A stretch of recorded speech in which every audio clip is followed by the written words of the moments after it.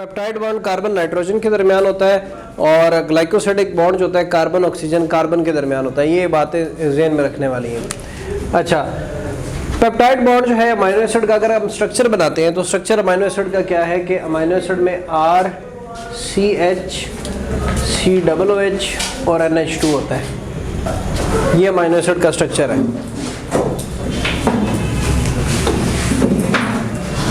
तो peptide bond उस वक्त बनता है जब आपके पास दो अमीनो एसिड मिलते हैं, amino acid plus amino acid, they form peptide bond.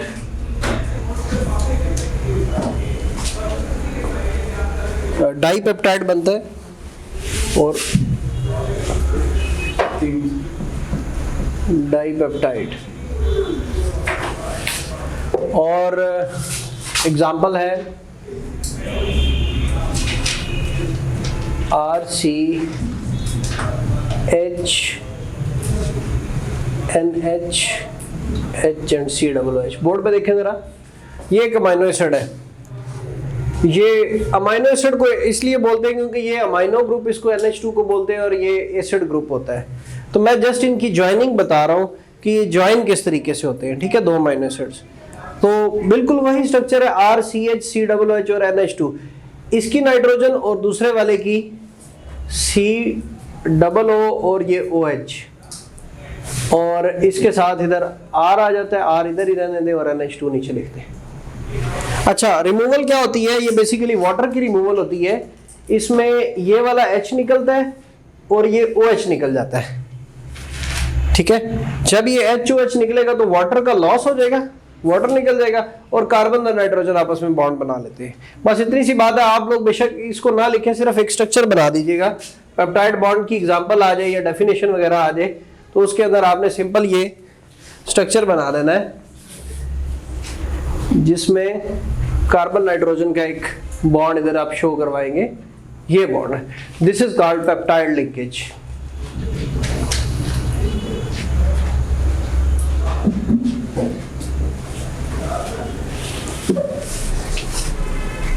Peptide bond.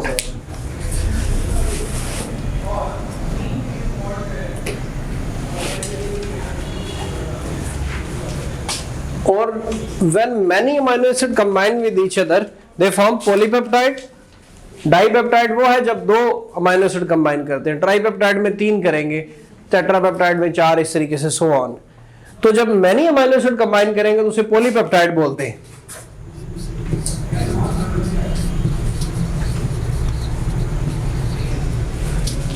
When many amino acid combine,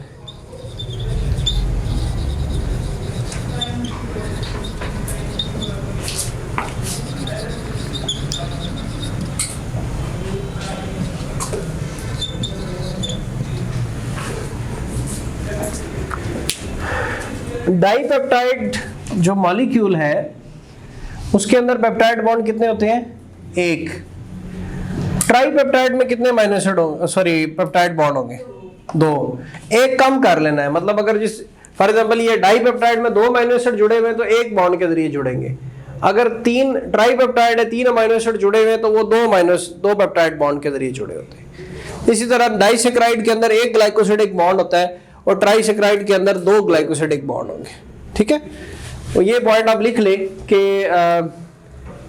in tripeptide there will be 2 peptide bonds. MCQs में आ जाता है कि कितने पेप्टाइड बॉन्ड होंगे इसके अंदर।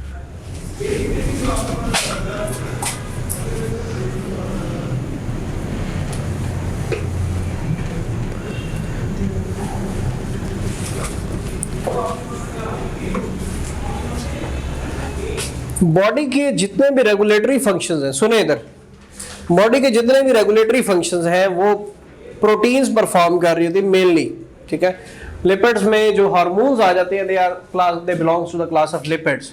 बाकी जितनी भी बॉडी के अंदर वर्किंग हो रही होती है उसके अंदर प्रोटीन्स वो फंक्शन कर रही होती हैं। ठीक है, इसमें एग्जांपल आ जाती है कि इसकी अगर हम क्लासिफिकेशन करें प्रोटीन्स की, जिस तरह कार्बोहाइड्रेट की क्लासिफिकेशन का क्वेश्चन आया था, इसी तरह इनकी क्लासिफिकेशन अगर हम करें तो इसके अंदर जी प्राइमरी प्रोटीन्स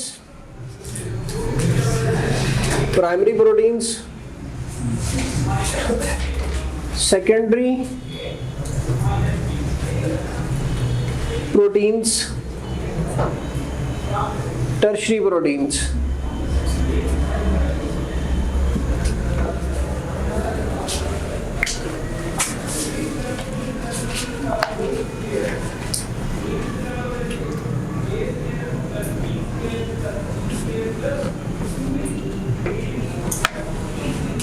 इसके अंदर सिंपल स्ट्रेट चेन होती है।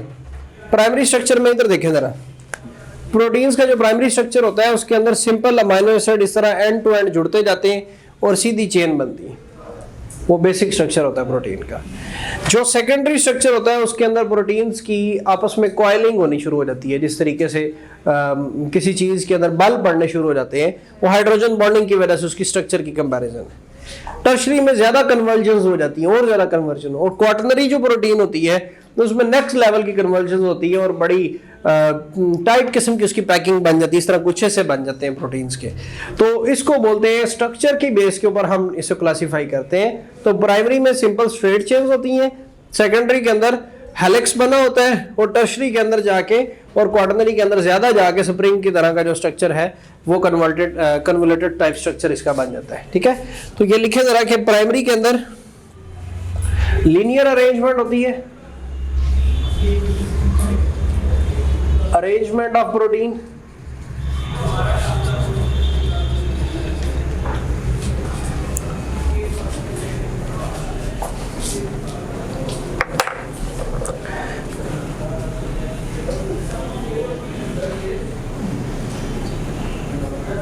सेकेंडरी में कॉम्प्लेक्स अरेंजमेंट ऑफ, सेकेंडरी के अंदर होता है कि folding and coiling of proteins, folding and coiling of proteins due to hydrogen bonding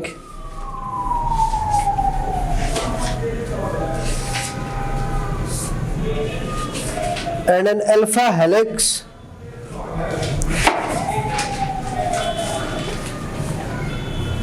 is formed. Secondary में बीटा भी तो होगा, बीटा प्लेटेड शीट भी तो होती है। बीटा प्लेटेड शीट्स भी वो भी होती है। Alpha helix is formed and plated sheets are pleated sheets, PLEATED are formed.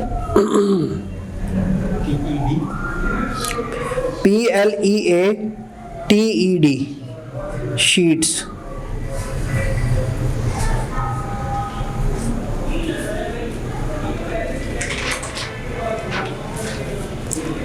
This coiling of structure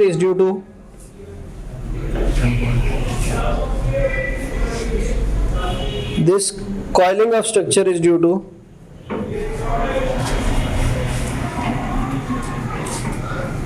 hydrogen bonding.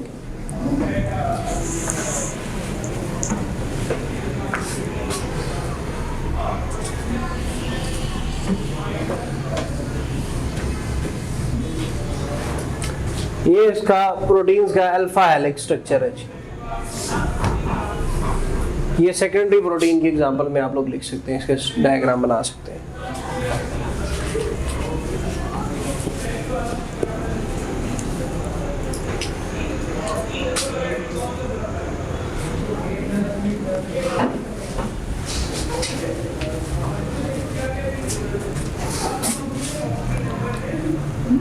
और टर्शरी के केस में क्या होता है जी, इसमें 3 dimensional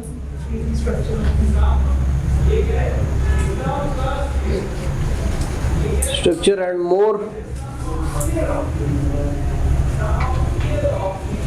more folding of polypeptide chain.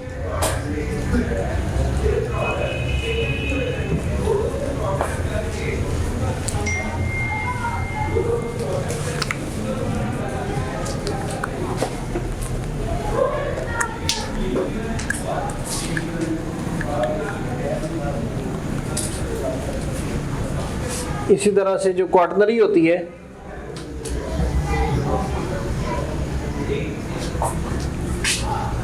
इसमें इस तरह लेस कन्वर्जन आप लोग शो कर दें टर्शरी के अंदर। क्वाटनरी के अंदर जो होती है कॉम्प्लेक्स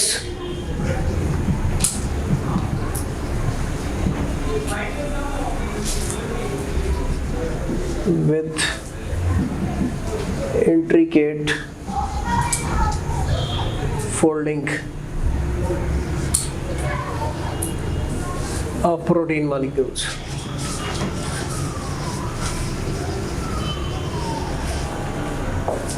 कॉम्प्लेक्स स्ट्रक्चर उसका हो जाता है उसकी इंट्रिकेट का मतलब होता है कि कॉम्प्लेक्स किस्म की। इसकी आप स्ट्रक्चर बनाते हुए आप लोग इसमें ज़्यादा मॉर्निंग में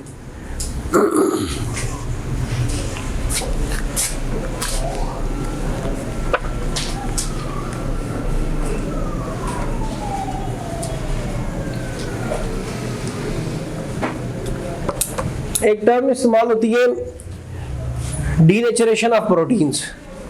डीनेचरेशन ऑफ प्रोटीन्स क्या होती है जी? ये जो स्ट्रक्चर होता है इस प्रोटीन का जो स्ट्रक्चर होता है, इधर देखें, बॉडी के अंदर मैक्सिमम जो यूजफुल किस्म की और इम्पोर्टेंट प्रोटीन्स है they are in complex structure, tertiary और क्वाटरनरी स्ट्रक्चर। आप इनको अगर हीट करते हैं या इसके अंदर कोई एसिड या स्ट्रॉन्ग अल्कली डालते हैं या कोई ऑक्सीडाइजिंग एजेंट डालते हैं या उसके अलावा आप लोग इसकी पीएच को चेंज करते हैं, हीट करते हैं, तो उससे या शेक करते हैं ज़्यादा, तो उससे इनका स्ट्रक्चर जो है वो डिसरप्ट हो जाता है, इसकी जो कॉइलिंग है वो अनफोल्ड होती है।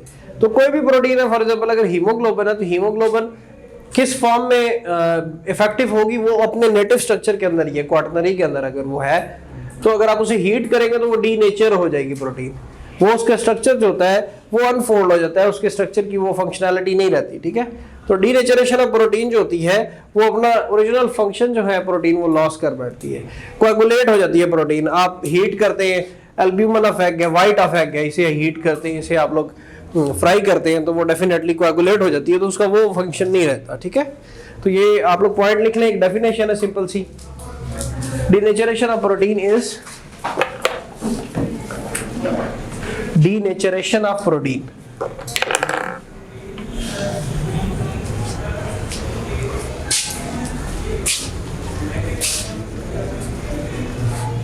is disruption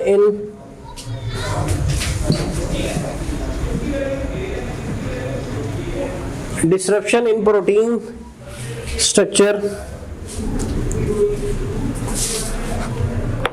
Denaturation of proteins is disruption in protein structure by use of strong acid,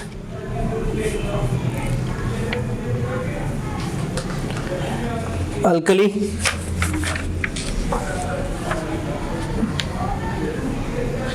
or heat.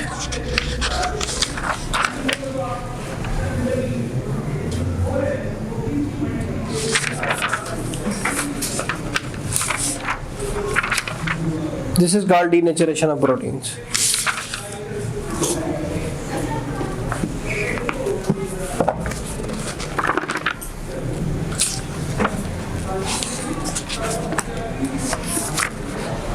एक ये मैंने कहीं ना लास्ट पास पेपर्स में कहीं देखा था ये क्वेश्चन, ये इधर तक लिख लिए। एक क्वेश्चन देखा था कि वो था what is meant by the zwitterion. तो अमाइनो एसिड्स जो होते हैं इनका जो स्ट्रक्चर होता है या ये सॉल्यूशन फॉर्म के अंदर जब होते हैं तो ये ज़्वेटर आयन की फॉर्म में मौजूद होते हैं। कोई मुश्किल बात नहीं बताने लगा, सिर्फ इसी स्ट्रक्चर के अंदर मैं हल्की सी वेरिएशन बताऊंगा, उसको ज़्वेटर आयन बोलते हैं। एमसीक्यूज के अंदर पूछ लेता है या उसके अलावा उसके अंदर पूछ सकता है लॉन्ग क्वेश्चन में भी। तो वो ये इसमें हर साल जो इसने पैटर्न में चेंजेस इस तरीके से लेके आता है। 16 में केमिस्ट्री को ज़रा इन डेप्थ पूछ लिया था, फिर नेक्स्ट ईयर में जियोग्राफी वाले पोर्शन को, फिर कभी बायोलॉजी वाले पोर्शन को। तो इसलिए जो चीज़ें मैं करवा रहा हूँ उनकी वो एक ऑप्टिमम लेवल पे करवा रहा हूँ, ज़्यादा शॉर्ट भी नहीं करवा रहा, क्योंकि शॉर्ट करवाने से वो डेफिनेटली उसकी जो मेजर पॉइंट्स हैं जिससे आप लोगों ने पॉइंट स्कोर करने हैं वो उसमें से ओमिट हो जाते हैं। ये बेसिकली बॉडी के अंदर जो है वो एग्जिस्ट इस तरह से करता है। बोर्ड पे देखे जरा, ये सिर्फ जो H है ना, ये सॉल्यूशन फॉर्म में ये H इधर चला जाता है, ये NH2 लिखा हुआ है, तो टोटल एक H इधर आएगा तो कितने हो जाएंगे, NH3 हो जाएगा, और इधर C सिर्फ रह जाएगा। तो इस स्ट्रक्चर को हम बोलते हैं, जब इस फॉर्म में स्ट्रक्चर आता है तो उसे ज्विटर आयन बोलते हैं, और बॉडी के अंदर ये सॉल्यूशन फॉर्म के अंदर उसे ज्विटर आयन की फॉर्म में अमीनो एसिड मौजूद होते हैं। तो इसको मैं ड्रा करता हूँ, रीड्रा करता हूँ, RCH, बोर्ड पे देखें, COO, जहां से H निकलता है उधर नेगेटिव चार्ज आ जाता है, और जहां पे H जाएगा उस पे पॉजिटिव चार्ज आ जाता है, तो इसके ऊपर आ जाएगा पॉजिटिव चार्ज। तो इसको नाम देते हैं हम ज्विटर आयन का, ज्विटर आयन। तो ये इसका सिर्फ स्ट्रक्चर बना ले साइड पे, तो ये साथ स्टेटमेंट भी लिख ले कि in solution form amino acid exist in the form of zwitter ions. वैसे भी सिंपल प्रोटीन्स पूछ ले तो उसमें अमीनो एसिड लिखते हुए आप डिटेल्स में ये पॉइंट भी अगर आप लिख देंगे तो definitely that will have wait.